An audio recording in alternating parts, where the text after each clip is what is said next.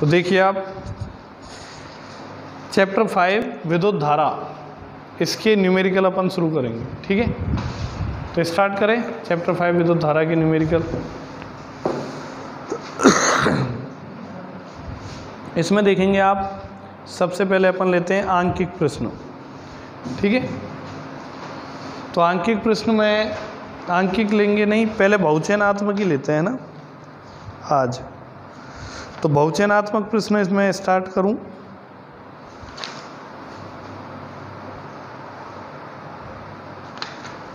तो देखो आप, किसी चालक की प्रतिरोधकता एवं चालकता का गुणनफल निर्भर करता है, किस पे निर्भर करता है, ये आपको पता करना है।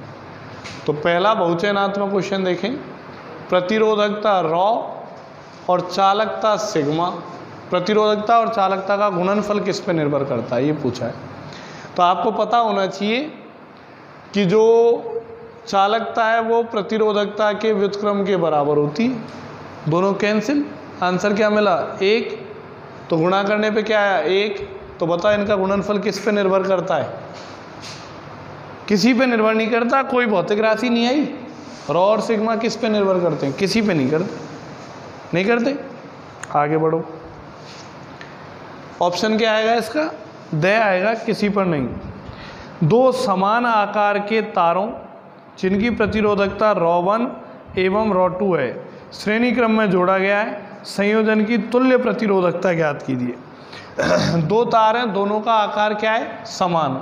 आकार समान होने का मतलब होता है लंबाई भी समान है और क्षेत्रफल भी समान है। आकार समान होने का मतलब क्या है कि तार की लंबाई भी समान है और अनुप्रस्थ काट का क्षेत्रफल भी समान है, ठीक है। लेकिन इनकी प्रतिरोधकताएं अलग अलग हैं, ρ1 व ρ2। तो आपको बोला कि यदि इनको श्रेणी क्रम में जोड़ दिया जाए तो संयोजन का तुल्य प्रतिरोध कितना होगा। तो बड़ा आसान है, पहले तार का प्रतिरोध बताओ।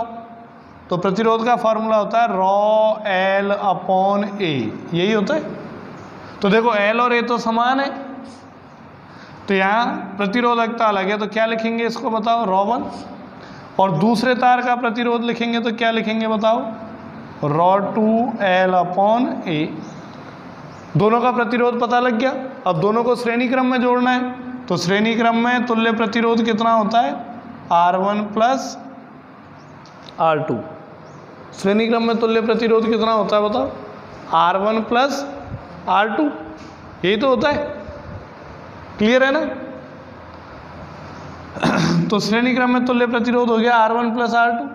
तो बताओ R1 कितना आ गया, R1 श्रेणी क्रम में जोड़ना है, श्रेणी क्रम में R1 + R2 होता है, वो संधारित्रों के लिए होता है। लास्ट चैप्टर में जो हमने पढ़ा था वो संधारित्रों के लिए होता है। उसमें क्या होता है, श्रेणी क्रम में 1/C1 1/C2 आता है, और प्रतिरोधों के लिए श्रेणी क्रम में R1 + R2 आता है, ठीक है। तो R1 + R2 करेंगे तो क्या हो गया बताओ, इनको जोड़ दो, ρ1L/A + ρ2L/A आ गया क्या बताओ। इसमें से कॉमन ले लो आप, क्या कॉमन आएगा, L/A, तो ρ1 + ρ2L हो गया। क्लियर है। अब जब दोनों तारों को जोड़ दिया गया है ना, दोनों तारों को श्रेणी क्रम में जोड़ दिया, तो जब दोनों तारों को श्रेणी क्रम में जोड़ दिया तो जो तुल्य प्रतिरोध आया है, तो तुल्य प्रतिरोध का फॉर्मूला क्या होगा, तुल्य प्रतिरोध का फॉर्मूला भी यही होगा, ρL/A। क्या होगा बताओ, ρL/A। तो तुल्य प्रतिरोधकता कितनी मिलेगी, तुल्य प्रतिरोधकता L/A से L/A कट जाएगा, तो तुल्य प्रतिरोधकता कितनी मिलेगी बताओ, ρ1 +, समझ आया, कोई दिक्कत, सिंपल सा है। आगे बढ़े तो क्वेश्चन नंबर 3 लेते हैं अब अपन। देखो ये क्लियर हुआ ना, पहले तार के लिए ρ1L/A, दूसरे के लिए ρ2L/A, और वैसे तुल्य प्रतिरोध के लिए फॉर्मूला लगाएं तो ρL/A, L/A से L/A कैंसिल, क्लियर हो गया। आगे आओ, क्वेश्चन नंबर 3 देखो, एक चालक प्रतिरोध को बैटरी से जोड़ा गया है, शीतलन प्रक्रिया से चालक के ताप को कम किया जाता है, तो प्रवाहित धारा का मान क्या होगा, घटेगा बढ़ेगा। तो आप समझना तीसरे में क्या बोला है, शीतलन प्रक्रिया, शीतलन मतलब ठंडे कर रहे हैं, तो ठंडे करने से ताप को क्या कर दिया हमने, बताओ कम। शीतलन प्रक्रिया द्वारा मतलब ताप को क्या कर दिया, बताओ कम। और मैंने आपको बताया था इस चैप्टर में प्रतिरोधकता एवं प्रतिरोध की ताप पर निर्भरता, उसमें बताया था धातुओं के लिए कैसे निर्भर करता है और अर्धचालक और कुचालकों के लिए कैसे निर्भर करता है। तो मैंने बताया था कि धातुओं के लिए या चालकों के लिए ताप बढ़ाने पर प्रतिरोधकता बढ़ती है, प्रतिरोध बढ़ता है, यही बताया था, ताप बढ़ाने पर प्रतिरोधकता और प्रतिरोध बढ़ते हैं, ठीक है। तो हम कह रहे हैं कि यदि ताप कम कर दिया, ताप कम कर दिया तो प्रतिरोध क्या हो जाएगा, बताओ कम। ताप कम करने पर प्रतिरोध क्या हो जाएगा, कम, क्योंकि ताप बढ़ाने पर बढ़ता है और ताप घटाने पर घटता है। तो ताप कम करने पर प्रतिरोध क्या हो जाएगा, कम, और प्रतिरोध कम हो गया तो प्रतिरोध क्या होता है, विद्युत धारा के मार्ग में उत्पन्न बाधा।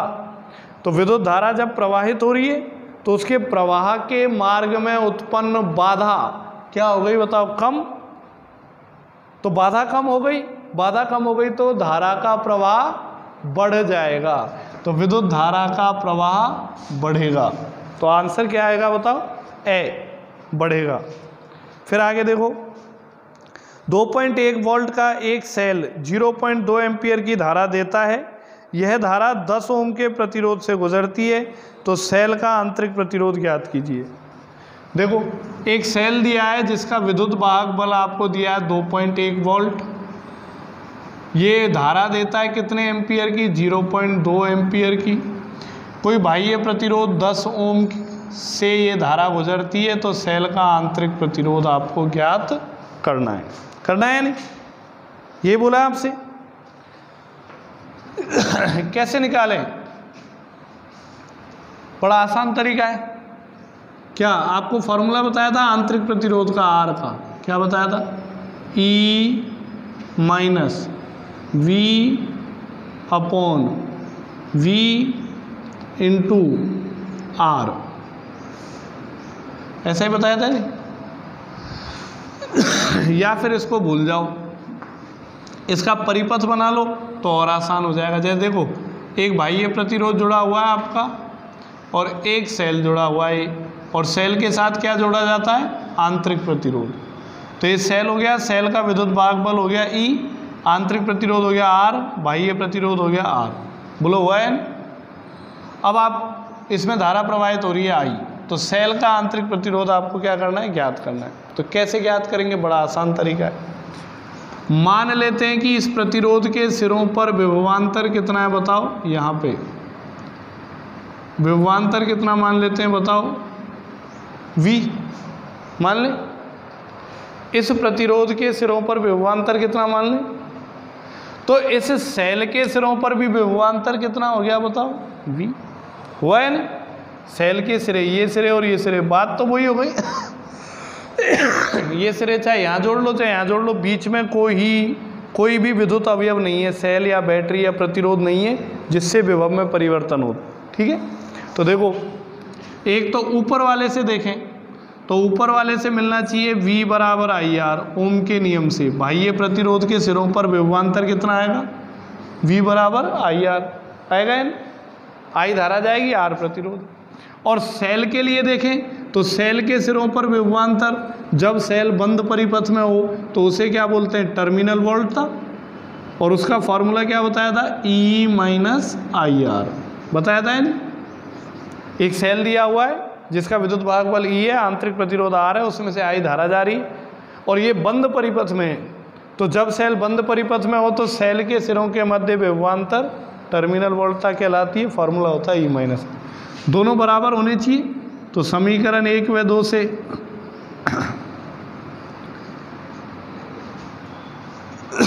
तो समीकरण 1 और 2 से क्या आएगा, IR बराबर E माइनस, अब मान रख दो, I का मान 0.2, R का मान 10, ई का मान 2.1, आई का मान 0.2, यह आंतरिक प्रतिरोध ज्ञात करना है।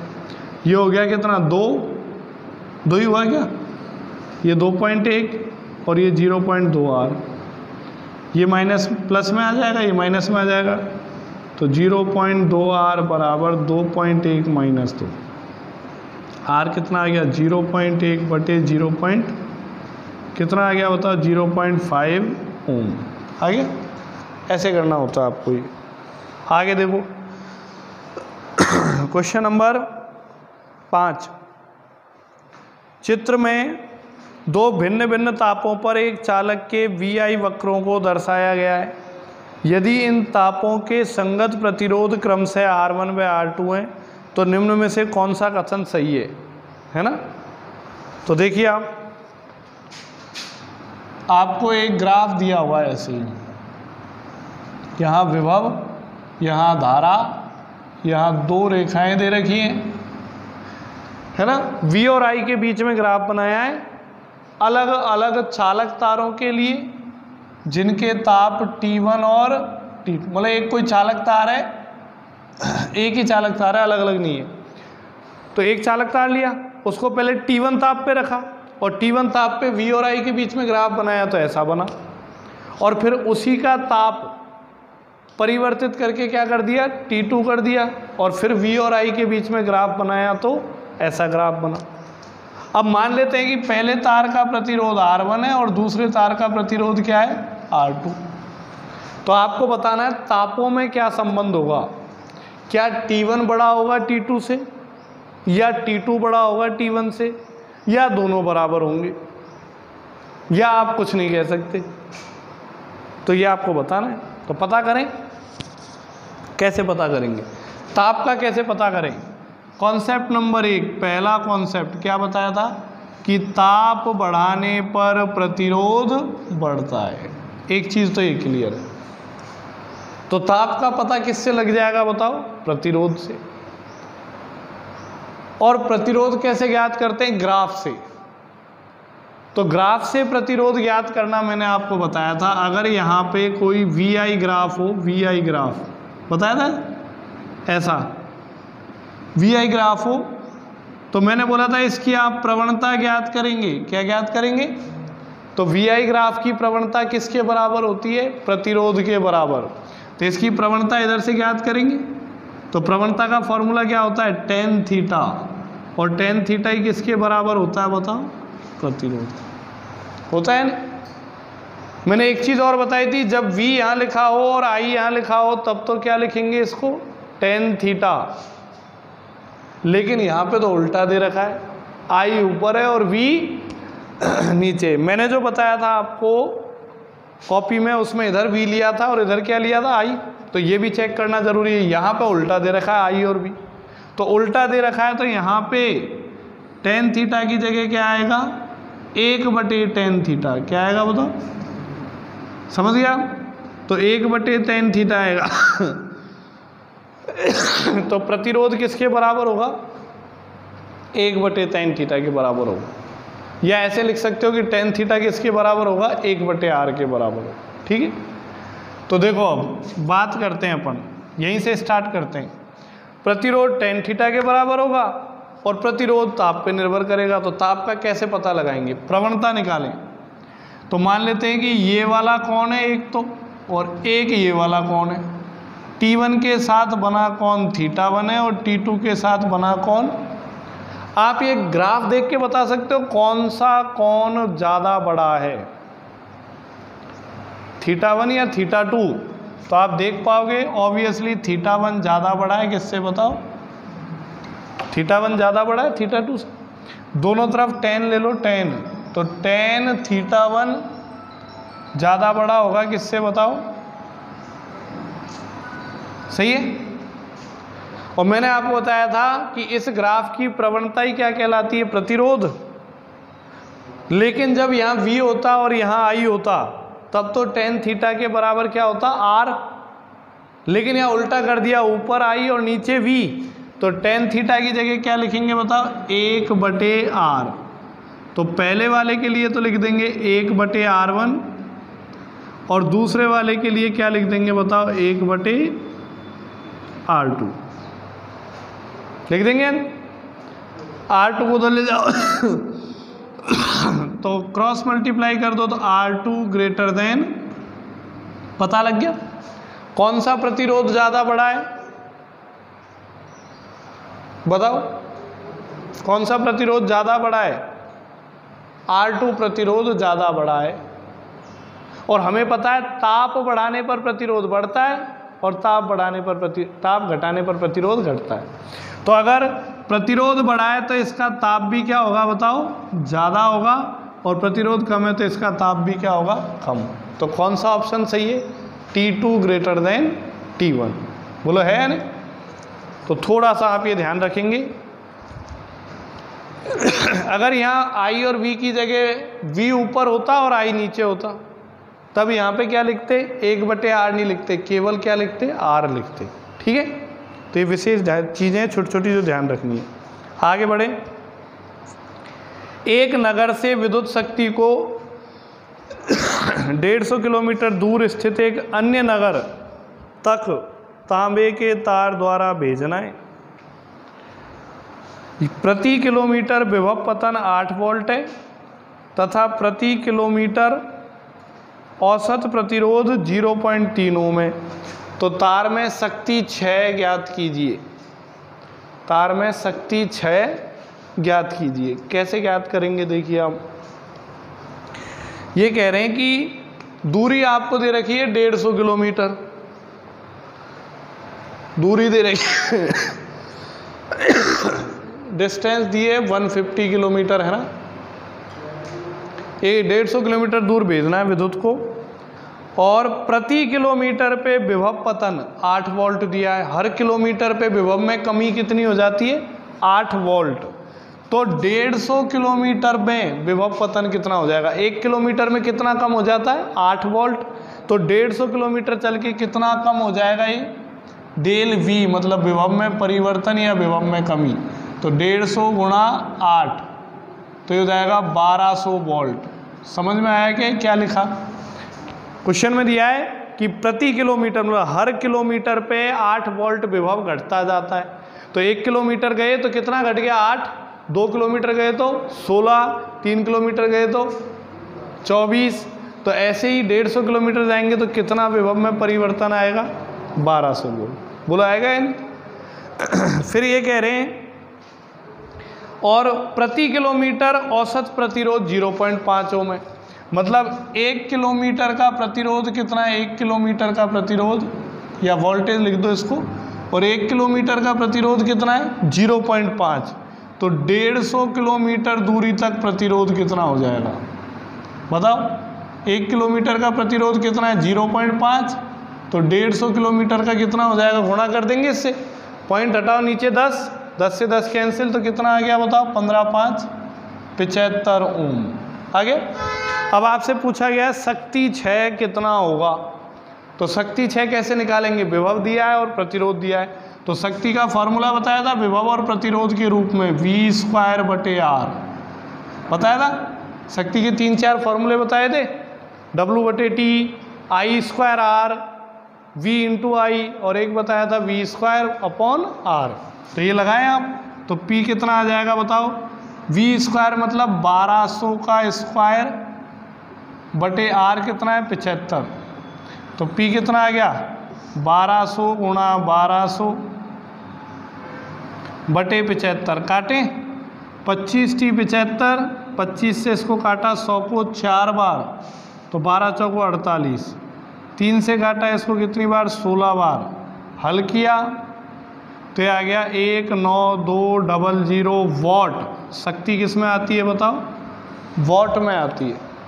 और किलोवाट में बदलना हो तो 1000 का लगा देंगे भाग, 1000 का भाग लगा दो तो क्या मिलेगा आपको बताओ, बोलो 1000 का भाग लगाएं तो 19.2 किलोवाट। कितना आ जाएगा, 19.2 किलोवाट। बोलो आ जाएगा या नहीं। तो ये आपके पास शक्ति होगी। नेक्स्ट क्वेश्चन नंबर 7 देखो, R ओम के 5 प्रतिरोध लिए गए, पहले 3 को समांतर क्रम में तथा बाद में इनके साथ 2 प्रतिरोधों को श्रेणी क्रम में जोड़ा गया। तुल्य प्रतिरोध ज्ञात कीजिए।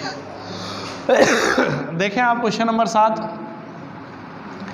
R ओम के 5 प्रतिरोध लिए गए हैं।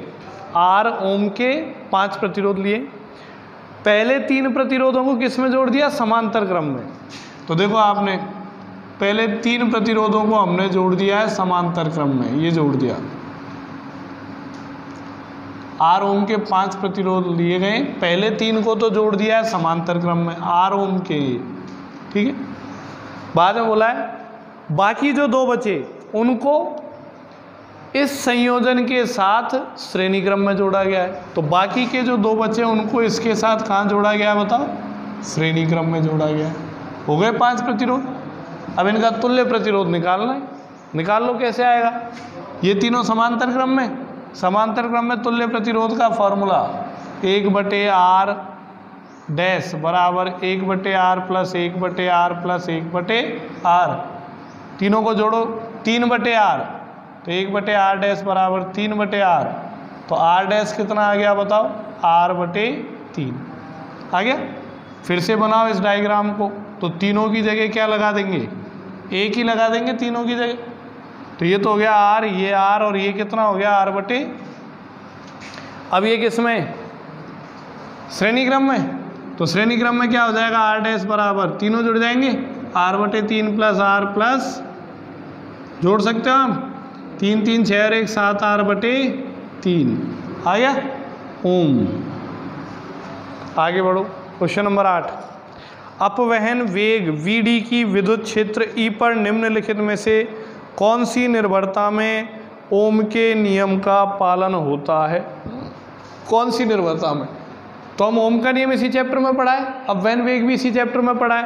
अपवहन वेग से ही फॉर्मूला डेराइव किया था ओम के नियम का, है ना। तो आप ज्ञात कर दे, ध्यान रखो अपवहन वेग का फॉर्मूला क्या आया था? क्वेश्चन नंबर 8, अपवहन वेग का फॉर्मूला, Vd का फॉर्मूला याद रखो, E/τ/m, ये याद है। तो बताओ, ये बोल रहे हैं कि अपवहन वेग विद्युत क्षेत्र पर कैसे निर्भर करता है जब ओम का नियम लगे तब। तो कैसे निर्भर करता है? इसी अवस्था में तो लगाया था ओम का नियम, इसी फॉर्मूले से तो व्युत्पन्न किया था ओम का नियम।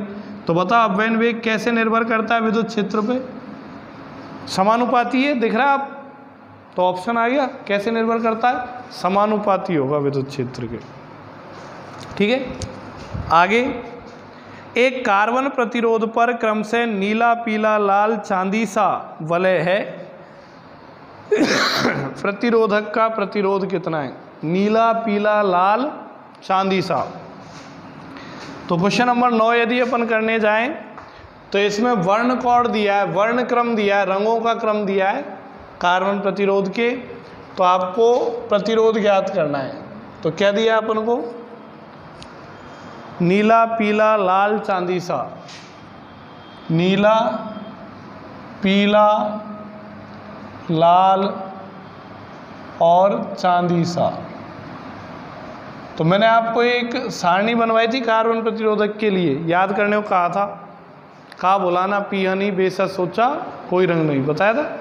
तो इनके पहला वाला जो रंग है वो किसको व्यक्त करता है? अंक को। दूसरा वाला रंग भी किसको व्यक्त करता है? अंक को। तीसरा वाला रंग किसको व्यक्त करता है? गुणक को। और चौथा रंग किसको व्यक्त करता है? संयता को, ठीक है। अंक कहाँ से स्टार्ट होते हैं? 0 से। अंक कहाँ से स्टार्ट होते हैं? 0 से। तो देखो रंगों का क्रम क्या बताया था? काला, भूरा, ऐसे बताया ना, का भूला ना, है ना, का भूला ना, पीहनी, नी मतलब नीला। कौन से नंबर पे आया? वैसे 7वें नंबर पे आया, लेकिन स्टार्ट कहाँ से करेंगे? 0 से, तो 6ठे नंबर पे आ गया। तो इसका अंक क्या हो गया बताओ? 6। अब पीले का पता करो अंक। तो वही का भूला ना पी 5वें नंबर पे आया, लेकिन 0 से स्टार्ट होगा अंक। तो क्या लिखेंगे? 4। फिर गुणक, तो गुणक क्या होती है? 10 की घात 0, 10 की घात 1, 10 की घात 2, 10 की घात 3, 10 की घात 0 से स्टार्ट होता है। तो कौन सा रंग है? लाल। तो काबूला, लाल तीसरे नंबर पे आया।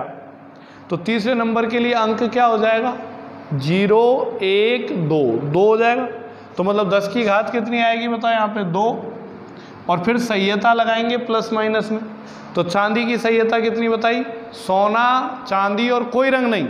सबसे पहले सोना, सोने की 5, चांदी की 10 और कोई रंग नहीं की 20।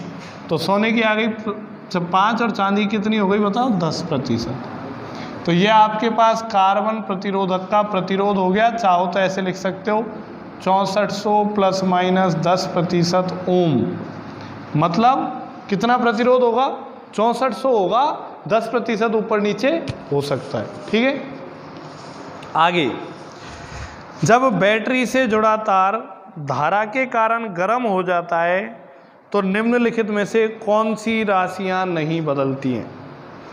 बैटरी से जुड़ा तार धारा के कारण गर्म हो जाता है तो कौन सी राशियां नहीं बदलती हैं, है ना? तो पहला आपको राशियों के नाम दिए। पहला तो दिया है अपवहन वेग, दूसरा आपको दिया है प्रतिरोधकता, प्रतिरोध, प्रतिरोधकता और प्रतिरोध, है ना? और मुक्त इलेक्ट्रॉनों की संख्या n। आपसे पूछा है बैटरी से जुड़ा तार है, बैटरी से जब तार में धारा जाएगी तो वो तार गर्म हो जाएगा। तो गर्म हो जाएगा तो कौन सी राशि परिवर्तित नहीं होगी? आप बताओ। तो बताओ, पता करें। तार गर्म हो गया मतलब उसमें ऊष्मा ऊर्जा आ गई, तो तार में उपस्थित इलेक्ट्रॉनों को ऊर्जा मिलेगी, ऊष्मा ऊर्जा मिलेगी, और वो ऊष्मा ऊर्जा किस में बदल जाएगी? गतिज ऊर्जा में। गतिज ऊर्जा में परिवर्तन होगा, मतलब किस में परिवर्तन होगा? वेग में। तो वेग तो परिवर्तित होगा, वेग परिवर्तित होगा। क्लियर है? तार गर्म होगा मतलब ऊष्मा ऊर्जा आ गई, तो ऊष्मा ऊर्जा मिलेगी तार में उपस्थित इलेक्ट्रॉनों को, तो तार की गतिज ऊर्जा में परिवर्तन होगा जिससे वेग भी बदलेगा। ठीक है, बात करते हैं प्रतिरोध, प्रतिरोधकता की। प्रतिरोधकता क्या है?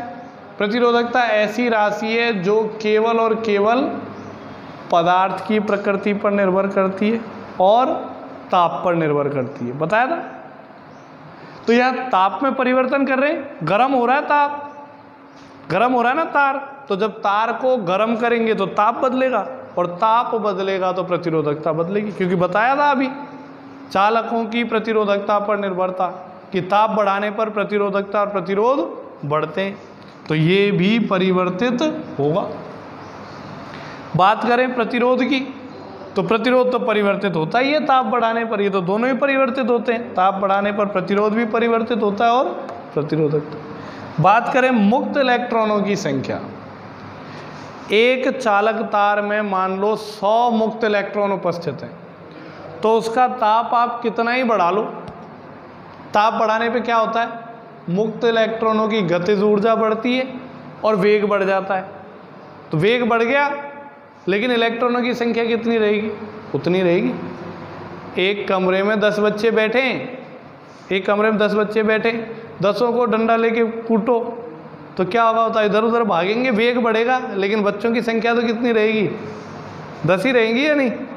समझ रहे हो?